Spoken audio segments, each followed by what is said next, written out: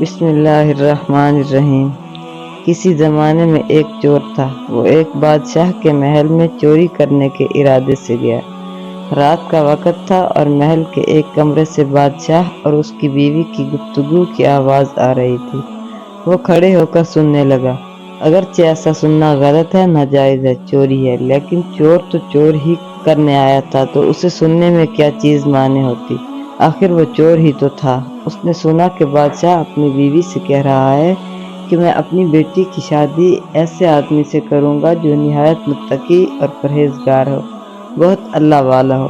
جب چور یہ بات سن رہا تھا تو اس کے دل میں خیال آیا کہ کیوں نہ میں کچھ ایسا بن کر دکھاؤں کہ بادشاہ میرے ہی ساتھ شہزادی کی شادی کر دے۔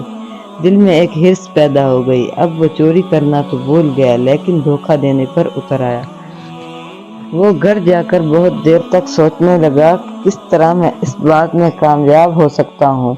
پھر ایک تدبیر اس کی سمجھ میں آئی کہ بادشاہ کے محل کے قریب ایک مسجد ہے، اس میں جا کر بزرگانہ لباس پہن کر اور ان کی وضاقت اختیار کر کے وہاں دن رات عبادت میں مشغول ہو کر بیٹھ جاؤں تو شاید یہ بات بادشاہ تک ضرور پہنچے گی کہ کوئی آدمی یہاں ایسا متقی پرہیزگار ہے جو دن رات اللہ کی عبادت میں مصروف ہے، تو ہو سکتا ہے کہ بادشاہ کی نگاہ میرے اوپر پڑ جائے اور میں شہزادی سے شادی کے لیے چن لیا جاؤں۔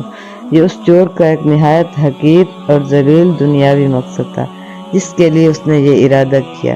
پھر اس نے اپنے پروگرام کے مطابق بزرگانہ لباس اور پوشاک وضاقت اختیار کر کے اس مسجد میں جا کر نمازوں پر نمازیں، ذکر و تلاوت، مراقبہ سب شروع کر لیا۔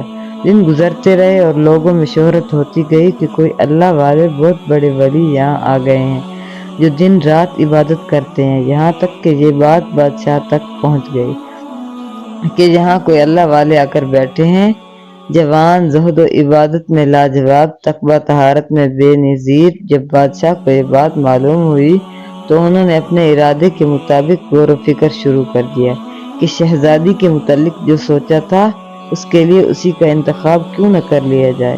بادشاہ نے اس سلسلے میں گفتگو کے لیے اپنے وزیر کو بھیجا۔ وزیر اس شخص کے پاس مسجد جا پہنچا اور باادب ہو کر اس سے کہا کہ میں آپ کی خدمت عالیہ میں بادشاہ کی طرف سے ایک پیغام لے کر آیا ہوں۔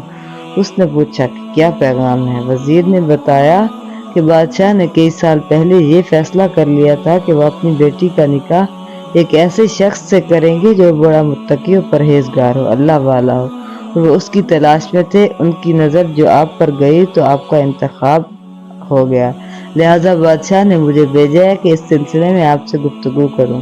یہ شخص جو دراصل اسی تمنا اور آرزو میں یہاں آ کر بیٹھا تھا، بہت دیر تک وزیر کی گفتگو سنتا رہا۔ اس کے بعد اس کی آنکھوں سے آنسو جاری ہو گئے۔ وزیر نے پوچھا کیا بات ہے؟ تو کہنے لگا آج جو پیغام لے کر آپ آئے ہیں یہ پیغام مجھے منظور نہیں ہے۔ وزیر نے کہا کہ کیوں منظور نہیں؟ اس شخص نے کہا کہ دیکھیے میں صاف صاف بات آپ کو بتاتا ہوں کہ میں اصل میں ایک چور تھا۔ ایک مرتبہ بادشاہ کے محل میں چوری کے ارادے سے گیا تھا۔ پھر جو کچھ بھی ہوا اس کو سنایا اور اس کے بعد اس چور نے کہا کہ میں نے تو یہ وضاقت اسی حرص کی وجہ سے اختیار کی تھی، لیکن میں یہاں آ کر بیٹھا تو میرے خدا نے مجھے اپنا بنا لیا۔